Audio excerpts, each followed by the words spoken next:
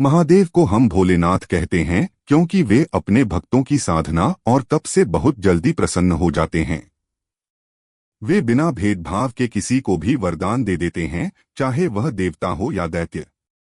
यही कारण है कि कई बार असुर भी शिव की आराधना कर अपार शक्तियां पा लेते थे। ऐसी ही एक कथा है भस्मासुर की। भस्मासुर एक पराक्रमी लेकिन अत्यंत लोभी असुर था। वह चाहता था कि पूरी पृथ्वी और देवलोक पर उसका शासन हो। शक्ति पाने के लिए उसने भगवान शिव की कठोर तपस्या शुरू कर दी। वह घोर जंगल में बैठकर कई वर्षों तक ध्यान करता रहा। उसने कठोर व्रत धारण किए, भोजन पानी तक त्याग दिया और केवल शिव का नाम जपता रहा। आखिरकार शिव उसकी भक्ति से प्रसन्न हुए और उसके सामने प्रकट होकर बोले, वत्स, मैं तुम्हारी तपस्या से प्रसन्न हूं।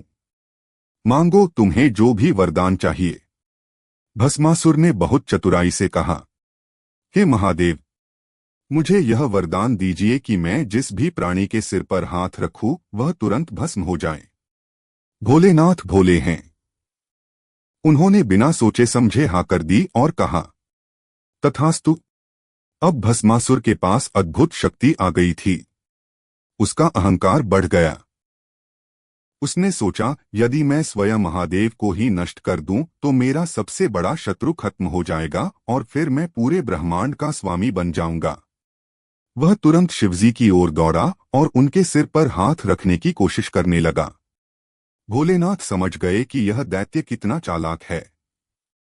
वे भागकर कैलाश से दूर चले गए। कभी इधर कभी उधर वे पूरे ब्रह्मांड में घूमे, लेकिन भस्मासुर उनका पीछा करता रहा। जब स्थिति गंभीर हो गई तो भगवान विष्णु ने हस्तक्षेप करने का निश्चय किया। वे जानते थे कि भस्मासुर को उसकी ही चाल से हराना होगा। विष्णु ने मोहिनी रूप धारण किया, एक अद्भुत अनुपम सुंदर स्त्री का स्वरूप। मोहिनी को देखते ही भस्मासुर मोहित हो गया। वह अपनी शक्ति भूलकर केवल मोहिनी को पाने की लालसा में डूब गया।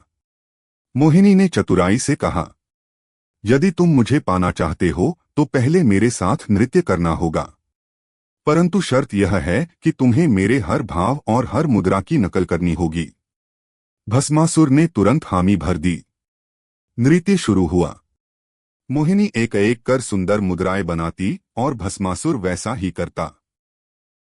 वह उसकी हर चाल की नकल करने में गर्व महसूस कर रहा था। अचानक मोहिनी ने अपनी हथेली अपने सिर पर रखी। भस्मासुर ने भी वैसा ही किया। जैसे ही उसने अपना हाथ अपने सिर पर रखा, वरदान की शक्ति सक्रिय हो गई। क्षण भर में भस्मासुर स्वयं भस्म हो गया।